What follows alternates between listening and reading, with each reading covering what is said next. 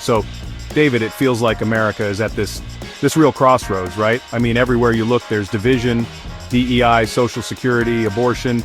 It's like we can't agree on anything. Yeah, absolutely, Sarah. It's a deeply polarized time.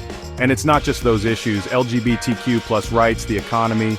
It's like the whole fabric of society is being questioned. Exactly, and how do we even begin to bridge these divides? It feels overwhelming sometimes. Let's start with DEI, which stands for diversity, equity, and inclusion. I mean, I was talking to a friend the other day who works in tech, and she had some interesting insights. Go on. And she was saying how DEI initiatives at her company have really changed the atmosphere for the better. It's not just about hiring more diverse people, but also about creating an inclusive environment. More diverse voices, more perspectives, and a richer pool of ideas. Right, but there's also the other side to consider. I've heard arguments about reverse discrimination, you know. Some people feel that these initiatives can sometimes backfire.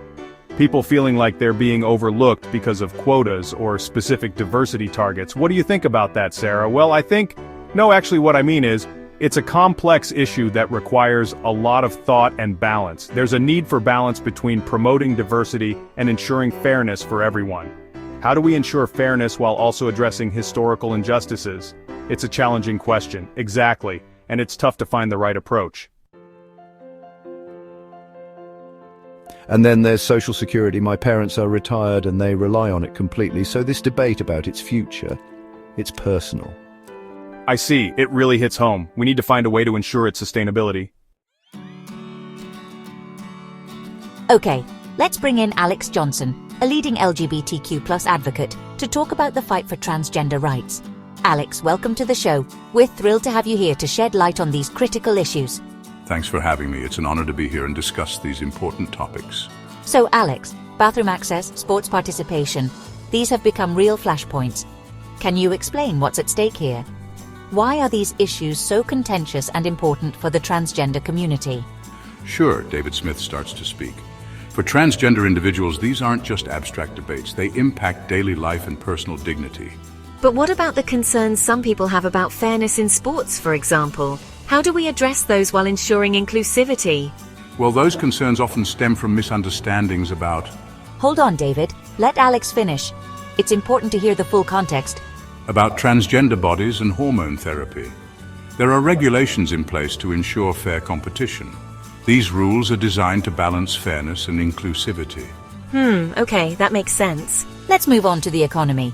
How do these issues intersect with economic opportunities for the LGBTQ+ community? David, you're the economist here. Lower taxes, less government spending. That's the conservative view, right? But how does that impact the average citizen? Generally, yes. The idea is to stimulate growth by freeing up capital. This can lead to more investments and job creation, but it can also mean less funding for essential services. What about the social safety net? Healthcare, education, these require investment. Without adequate funding, these sectors can suffer. Sure, but Liberals often argue for tax increases to fund those programs, which can stifle economic activity. It's a balancing act. Too much taxation can hinder growth, but too little can leave critical services underfunded. So, where do we go from here? How do we find a middle ground that works for everyone? It feels like we're talking past each other. We need a solution that balances growth and social welfare. Thank you. Thanks, Sarah. Absolutely. And that's something we all need to work on. Thanks for joining us today, David, and a special thanks to Alex Johnson for sharing their expertise. I think the key is dialogue. Respectful dialogue, even when we strongly disagree. We need to listen to understand, not just to respond.